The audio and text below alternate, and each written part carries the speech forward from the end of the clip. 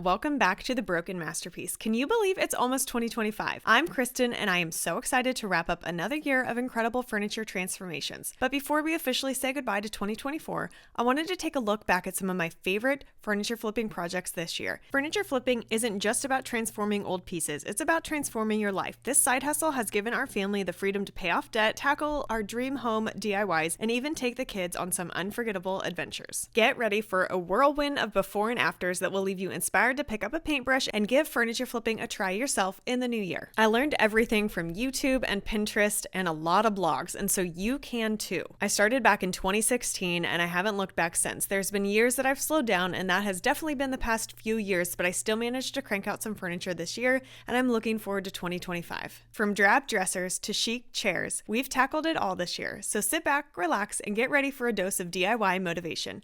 And who knows, maybe you'll find your next project hiding in plain sight. When I get to that project, you'll see them linked in the top right corner where you can watch the full tutorial. Now let's dive deeper into each of these amazing makeovers. Here is the piece that we're going to start this new year with. This gorgeous boxy orange piece. Let's get started. I'm going to speed through these makeovers, and if you ever want to see the full tutorial, just click on the top right at the beginning of each piece. Now, this boxy dresser was another amazing Facebook Marketplace find. I snagged it for just $50, but that orange finish just had to go. I wanted to give it a fresh, modern look while still keeping some of those gorgeous wood details. And to give it a little extra height and presence, I decided to add a new base. Sponge out and my cleaner degreaser, and we are going to clean this baby up.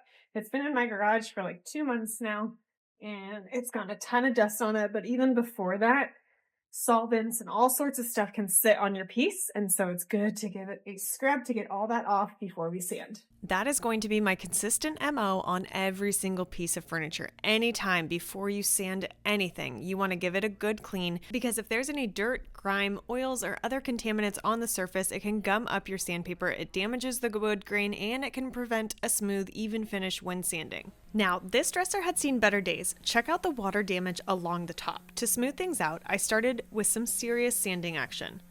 We're talking low grit, 60 and 80 to tackle that raised grain. Turns out there was a pretty thin veneer over some seriously heavy wood. So to get a perfectly smooth surface for painting, I brought in the big guns, which is Drydex. I always have a huge tub of this on hand. A little skim coat, a bit more sanding, and boom, it is solid, smooth, and ready for primer. To bring out the beauty of the wood grain on the drawer pulls, I gave them a good sanding with 80 grit. This was probably the hardest part, as I had to get in there with my fingers. Then another round of cleaning with TSP solution to make sure the surface was squeaky clean and ready for primer. After letting everything dry overnight, it was prime time. 2 coats followed by a light sanding with 220 grit to get things extra smooth.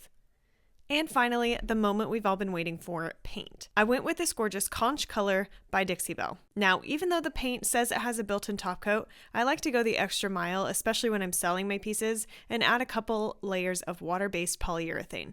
It just gives it that extra durability and protection, so this piece can be loved for years to come. I stained the inside of the drawer pulls in the water-based stain and got my kids involved helping along the way. It definitely slows down my work, but they're worth it. They're so much fun.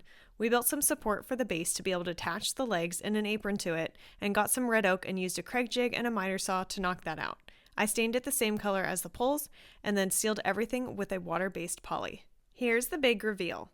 I absolutely loved how this turned out. The base really adds height and elegance, giving it a whole new look. It's totally a unique piece now and sold for around $700. But that was nothing compared to the next projects. Okay, so get this. I scored these for free. Yep, you heard that right. They were out on bulk pickup in my neighborhood, and I couldn't believe my eyes. Aside from a few cosmetic scratches, they were in perfect condition. Talk about a lucky find. With the Legoland trip coming up, I knew I needed to turn these babies around quickly to get some extra vacation cash. So after a good cleaning, I got my Surf Prep sander, which I've got the Orbital and the 4x3, and if you want a link and a coupon code, check the description below. It's the best sander ever. I cleaned it again, had my daughter help clean out the inside, and then I got to work priming them.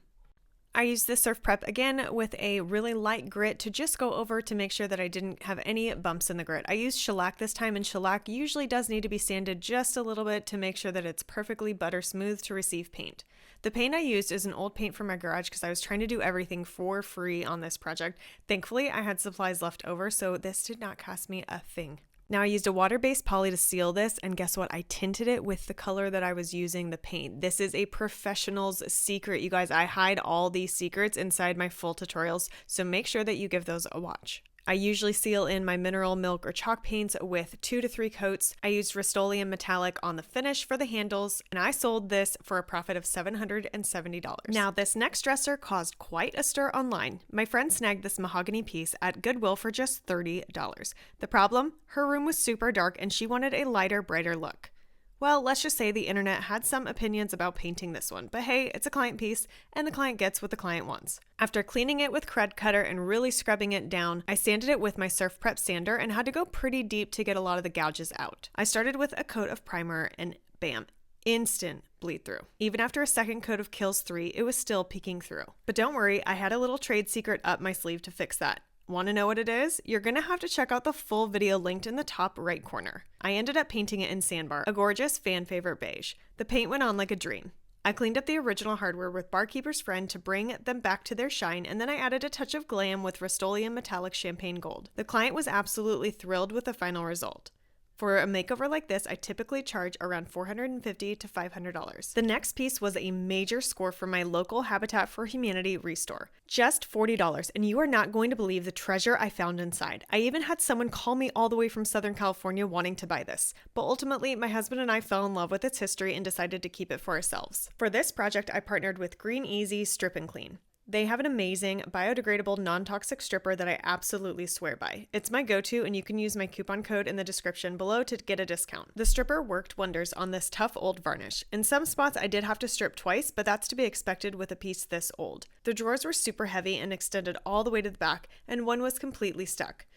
But the real surprise came when I finally got that drawer out. Hidden inside was an insert made from newspapers dating all the way back to the 1890s. It was incredible. I used my electric DeWalt sander, which is a beast of a sander. I used 100 grit, 120 grit, 150 grit, and ended with 180 grit to get it ready for stain. To give the wood a fresh modern look, I combined 2 of Green Easy's new soy-based stains. I used a staining sponge to apply the stain everywhere, and it went on flawlessly. It was very easy to rub on, and then take a shop towel and rub right off. I also built a new base using some rough cut 2x2s to give it more of a contemporary feel and lower the overall height. I sealed it with a water-based polyurethane, put the inserts in, and then later I actually epoxied these to preserve them forever. Now for a classic makeover with a touch of elegance. This antique side table is the kind of piece you can often find at estate sales just waiting for a gorgeous glow up.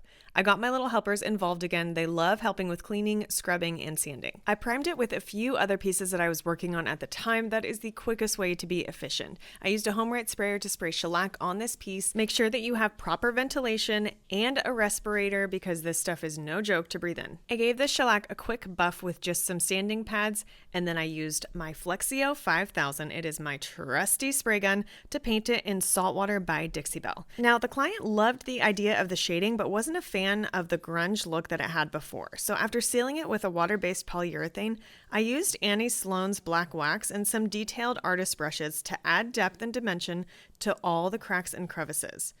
Steel wool is my secret weapon for buffing dark waxes, followed by a microfiber cloth to bring out that beautiful shine. I got my daughter involved on this one. She is quite the artist and loves details like this, and so it was perfect. To add a final touch of glam, I used champagne gold gilding on the edges. It makes the entire piece sparkle and matches the rest of the furniture in the room that I had previously painted. Check out how it transforms this corner of the room. Painting the chair legs on those gorgeous chairs with the same color ties everything together perfectly. Okay, this next piece was a real doozy. I almost took it back to Habitat for Humanity after spending hours stripping it. I bought it for $5 with the goal of restoring it to a beautiful wood finish, but even after using my strongest stripping chemicals, scrubbing, and sanding, the green dye would not budge. I put it aside for a few months because I was so frustrated with it, but then inspiration struck. I decided to embrace a fun color and turn it into a vibrant accent chair with some fun floral accents. Luckily, I had these gorgeous flowers from Dixie Belle just waiting for the perfect project. After priming with a shellac-based primer, I whipped up a custom turquoise color using some leftover mineral paints. In less than 10 minutes, the chair was painted and ready to dry. Now for the fun part, transfers.